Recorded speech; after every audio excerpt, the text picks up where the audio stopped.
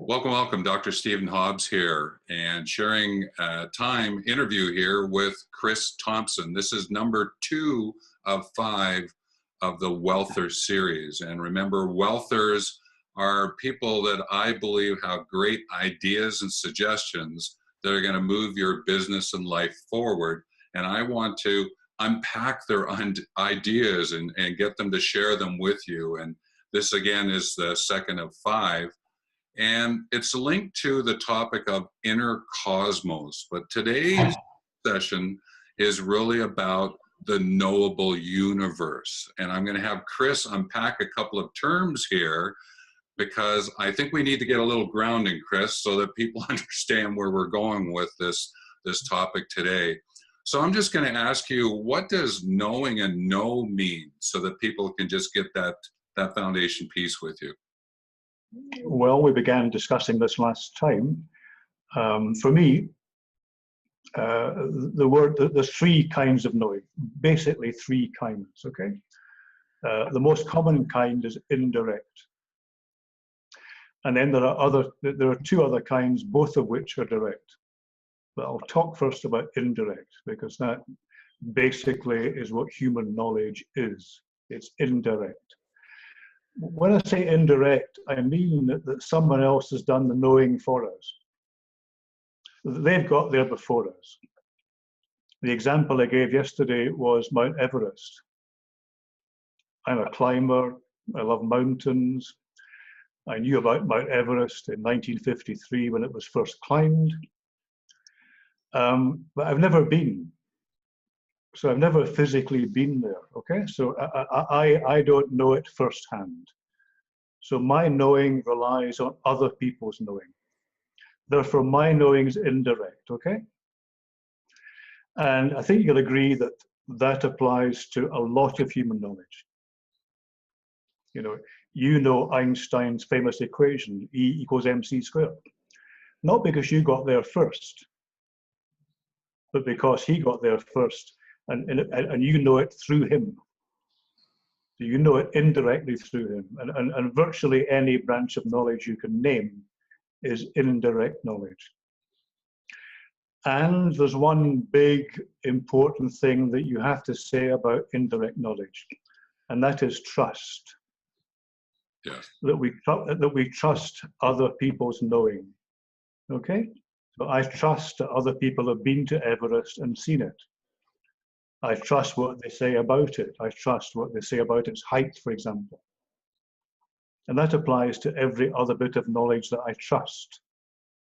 So most human knowledge is indirect, and I don't think people realize that.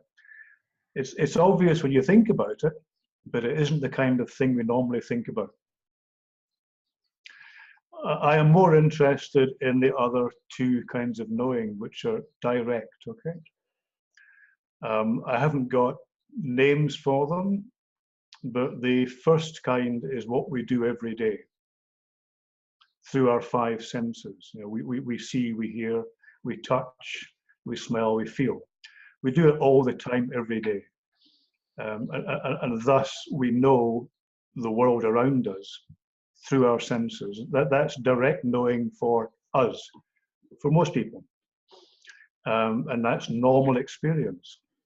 So I use the word normal to mean common. Okay. And then there's the less common kind of knowing. There are many words for it. Perhaps the most usual word is intuition. And a nice, neat definition of that is knowing without knowing how we know.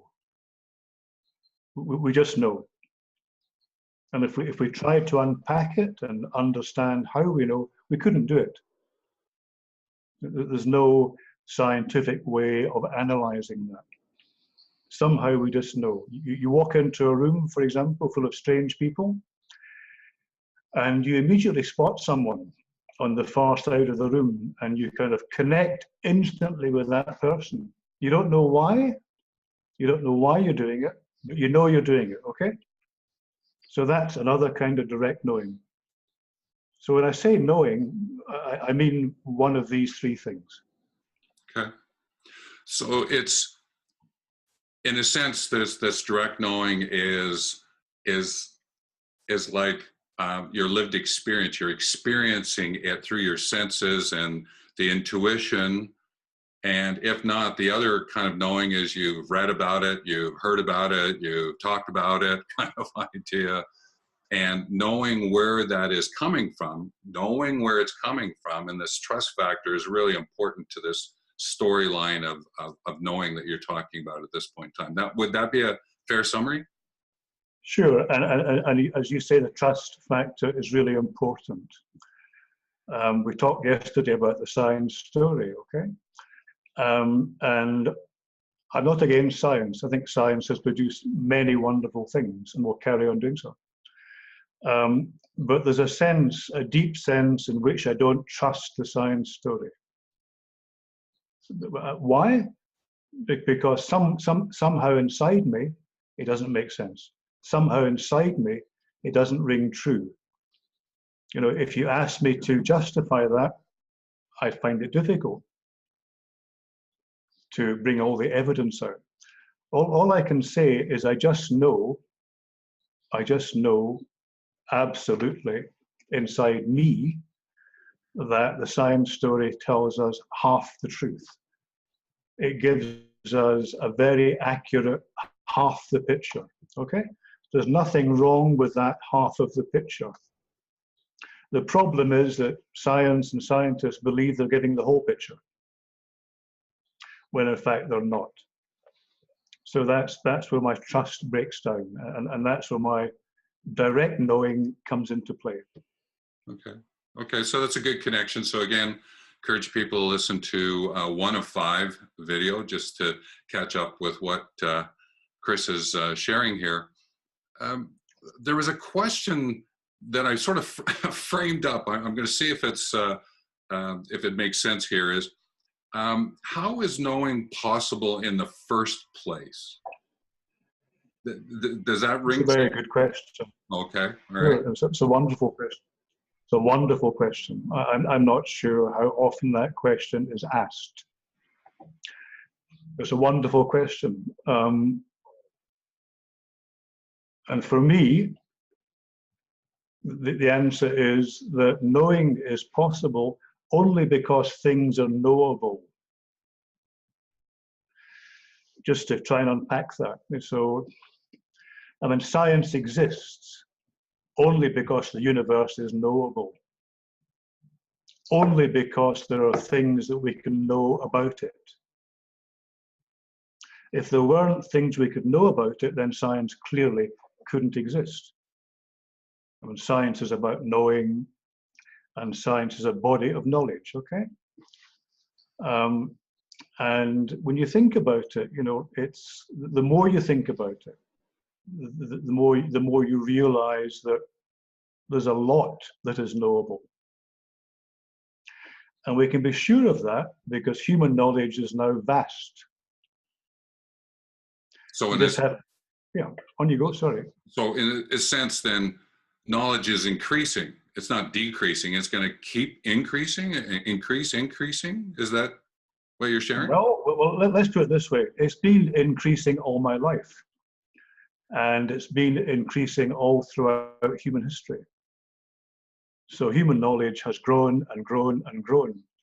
If you doubt that, just go on the internet for 10 minutes. Yes. And you realize how much knowledge there is. I forget the actual statistic. There's one of these impressive statistics which says that human knowledge is growing, doubling every year. So it's doubling every year.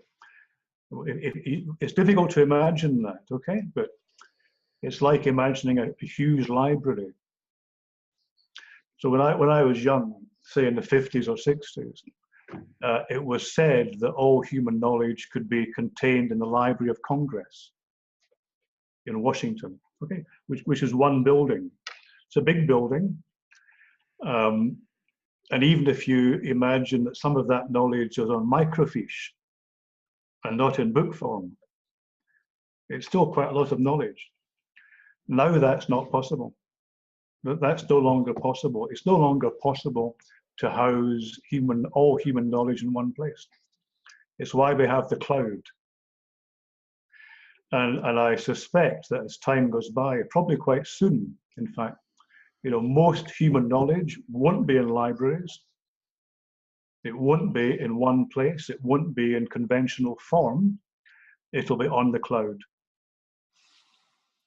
So that goes back to, like, the title of this one is the Inner Cosmos, the Knowable Universe, just to remind everyone.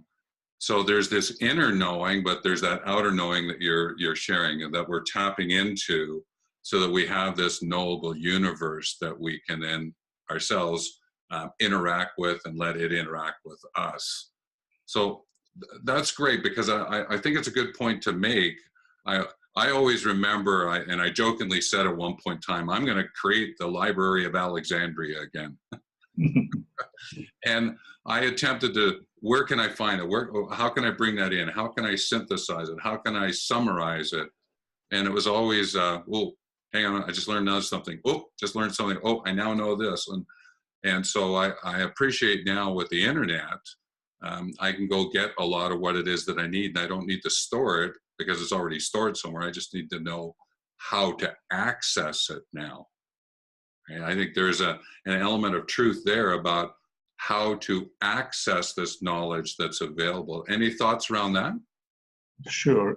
I mean, going back to my childhood, my education, it was a good education, but it was conventional in the sense that in those days, you were given knowledge. So a lot of the educational process then was about giving children knowledge, okay? I imagine that good education these days is more about how to find knowledge, how to find out about things, as well as about how to think well and think critically, okay? So,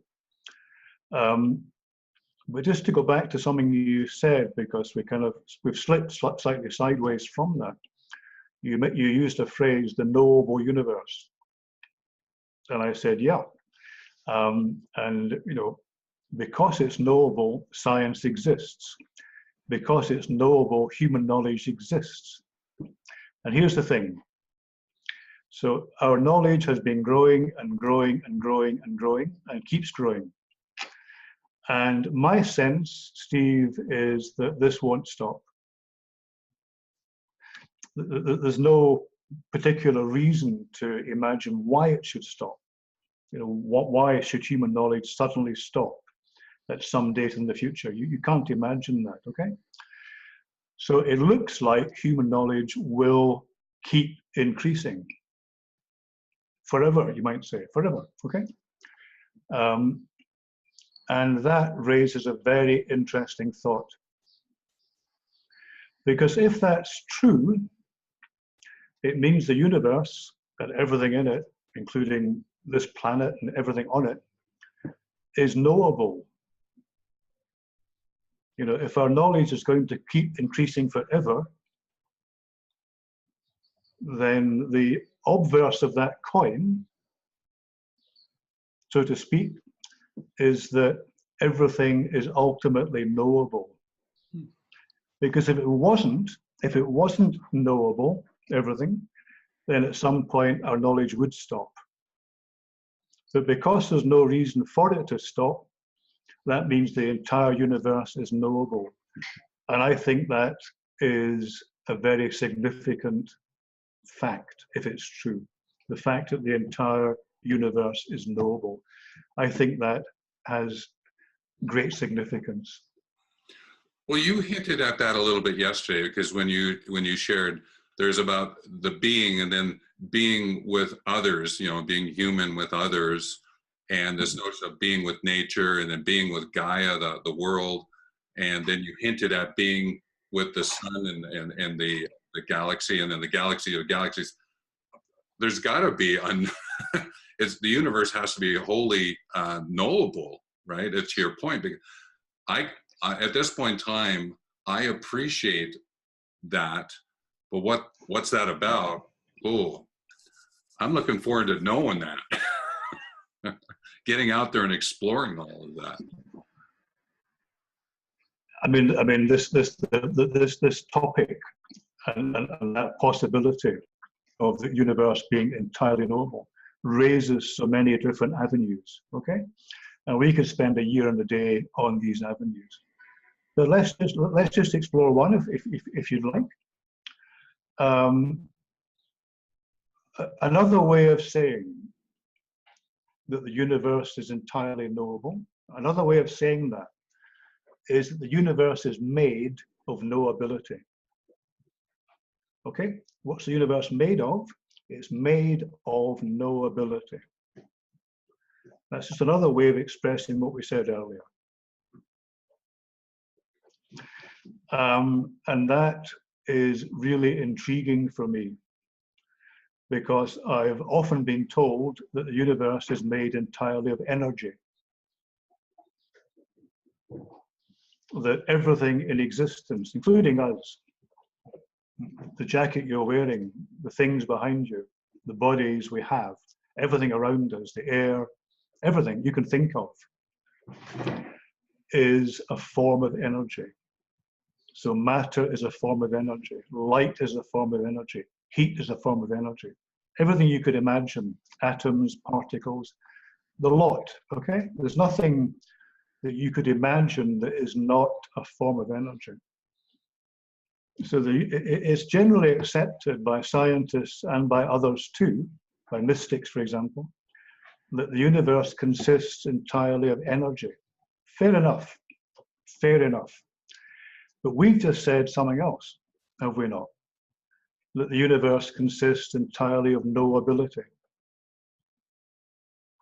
And that's kind of really intriguing. Does that mean that somehow energy, this physical concept,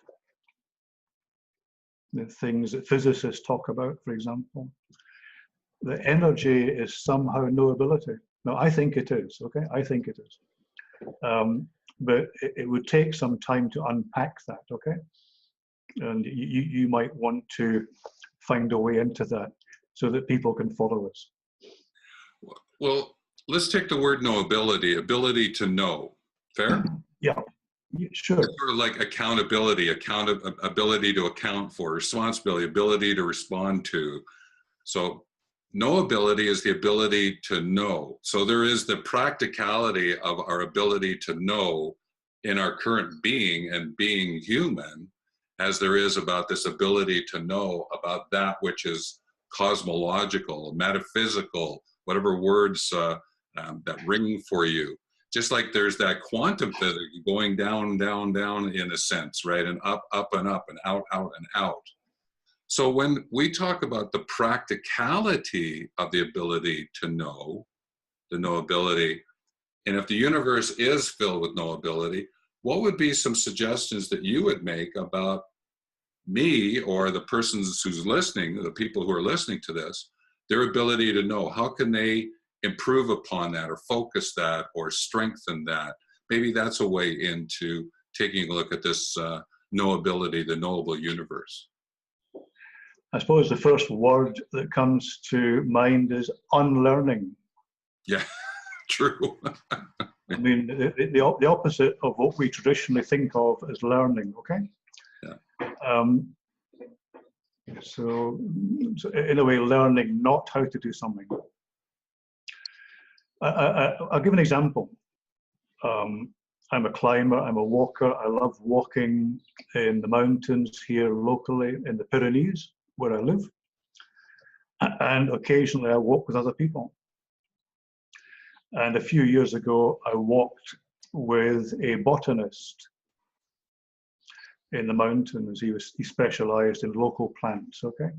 Especially mushrooms. There's a kind of obsession for picking mushrooms in this area. People go mad and pick them and cook them. Anyway, I walked with this guy, and I realized after a while that it was like walking with a Japanese camera beside me. Let me try and explain. So I was just enjoying where we were, just soaking it up. There was almost too much to soak up, if you know what I mean.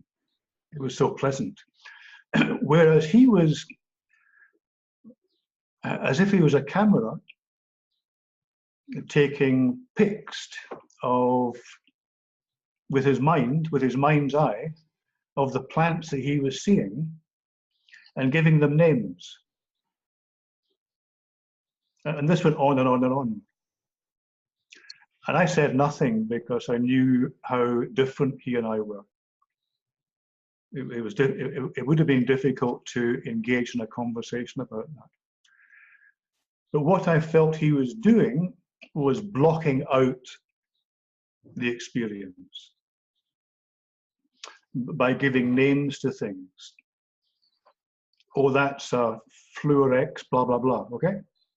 And having pronounced the name, he would then turn away from it and walk on until he found the next thing to name. And I felt he had no connection with the plant. Is this making sense at all? Well, it's naming what you know, but it doesn't mean you're taking in all of the knowability that's around you. You're taking in almost nothing. I remember there was a book written some years ago, probably at least 50 years ago, by a guy, an American called Arthur Young. Arthur Young. You might know the name. He invented the helicopter. Okay, Arthur Young. He and Sikorsky, but Arthur Young was the American end of that, and wrote this wonderful book called The Reflexive Universe. The Reflexive Universe. Quite detailed, full of interesting stuff and facts, but the basic idea was the universe is a mirror. And the universe will give you back what you put into it.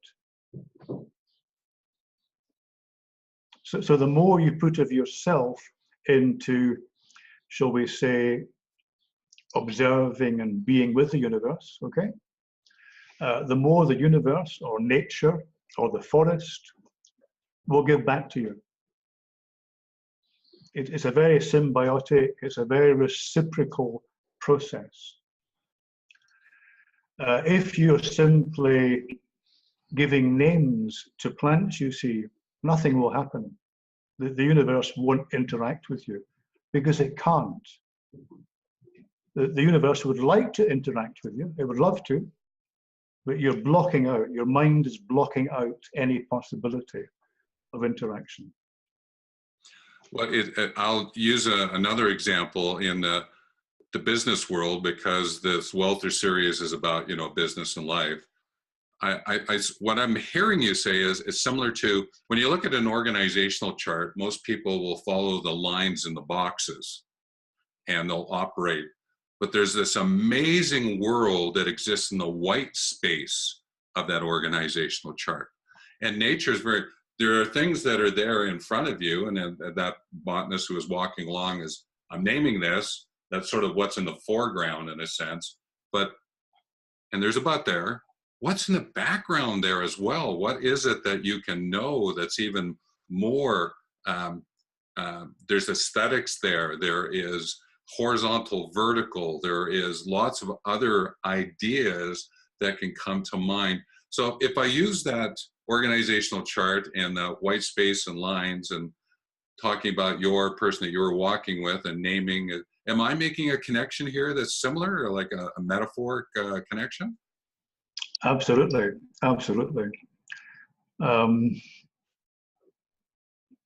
Here's an idea, okay?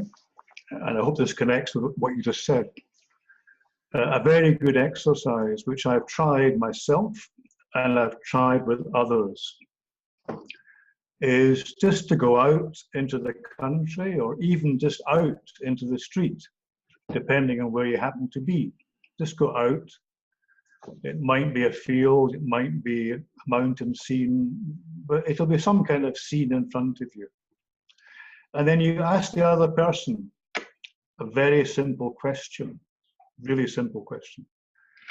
And the answer will tell you a lot about that person. Yeah. And the question is, what do you see? And my experience of doing that with people is that about 50% of them are trying to please you. They're trying to second guess you. They're trying to guess what the question means. Okay, so he must mean something specific. What's he trying to get me to look at? That kind of thing. Okay.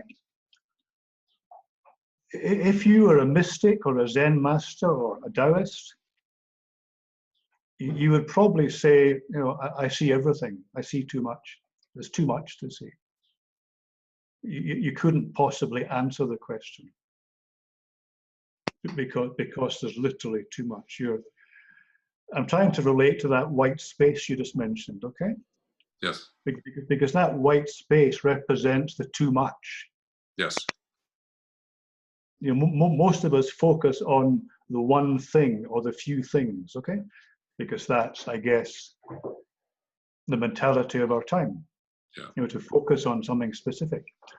Yeah, it's understandable that people do that. And yet, as you point out, it's the empty space. That's in terms of vision, it's the empty space. In terms of sound, it's the pause. I mean, I told you once before that if you want to hold someone's attention when giving a talk, just stop. They may have been sleeping or dozing off, but when you stop, it's amazing. People just wake up and pay attention, and they pay attention to this very creative empty space. That's what they're paying attention to. Yeah. What's interesting, I call that the credibility pause. Right? Because all of a sudden there's a credibility factor. Hang on a minute, what's going on here? And off you go from that perspective. I hear what you're sharing about the storyline here, because I've created what I call the Saturday suggestions. And each Saturday I put something out that's it's an image with a phrase about looking at what's going on, seeing what's going on, smelling, tasting, this kind of idea. And one of the last ones I put up is when you're walking among the trees, and if it can be more like a grove or forest, look beyond the vertical, and what do you see as the horizontal? Just as one example, that's one of the things that I did. So, but I'd like to connect something that you mentioned in number one interview, so the 1 of 5, and you used the word resonance. Can you connect? So that we start to connect like a thread. There's resonance and knowability. Can you make a connection with those two terms right now? Sure. Let's go back to the most direct form of knowing, which is intuition. You just know. And you can't rationalize it or explain it. And any attempt to rationalize it or explain it will fail. You simply know. And it's not only that you know, Steve, you really do know, you're absolutely sure. There's no doubt about it, okay? And I suspect, well, more than suspect, I think I know that the reason for that, or the main reason for that, is that we resonate with something. Resonance is when, in science, is when two things are on the same wavelength. They resonate, okay? If you use that analogy of being on the same wavelength, imagine two people being on the same wavelength. Imagine a couple who've lived together for quite a long time, okay? And because they've lived together, they've kind of, shall we say, equilibrated, in a way, come together esoterically, etherically, energetically, okay? And that means that they can communicate without talking because they're on the same wavelength. by the same token, I think much of our knowing is resonance. Yeah. It's because there's something inside us, already inside us, which is similar in some way to the thing we're observing out there, okay? It's as if there's an inner cosmos inside us, which is similar somehow to this big outer cosmos, including other people, including forests, including nature, okay? Not to mention planets and stars.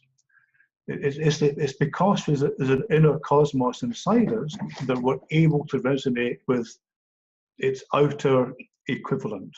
And that resonance we feel as knowing. So again, that resonance on a being point of view is I resonate with my own ideas and thoughts, right? And the thoughts are sort of inside, ideas I'm sharing outside. And then there's that resonance with the different aspects as we move out. So this idea that you're suggesting is to be open through this direct knowing of the senses and intuition of this knowable universe, knowing yourself, but also knowing the universe and bringing that all in. That's part of the story of the inner cosmos. Yeah, most people listening to this will have heard of Jung, the Swiss psychiatrist, Carl Jung.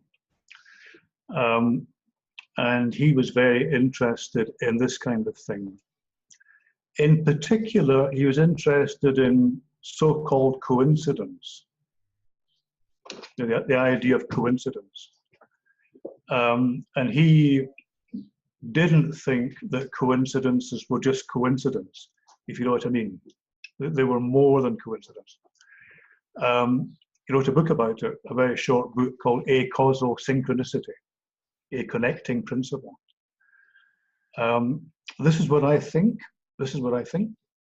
I think coincidences are happening all the time, 24 hours a day. And they're happening because that's the way the universe is constructed. It is constructed to connect. And it is constructed to be knowable, to let us know it, okay? The botanist I mentioned wasn't able because his mind blocked out much of the possibility, okay? But I do believe the universe is constructed in that way. And that what we think of as coincidence, in other words, unusual, abnormal, inexplicable, in fact is very common. So common that it's normal. The problem is, as you can imagine, is that for many people, maybe most people, they are not aware of this happening all the time. But because their minds are otherwise occupied. Okay.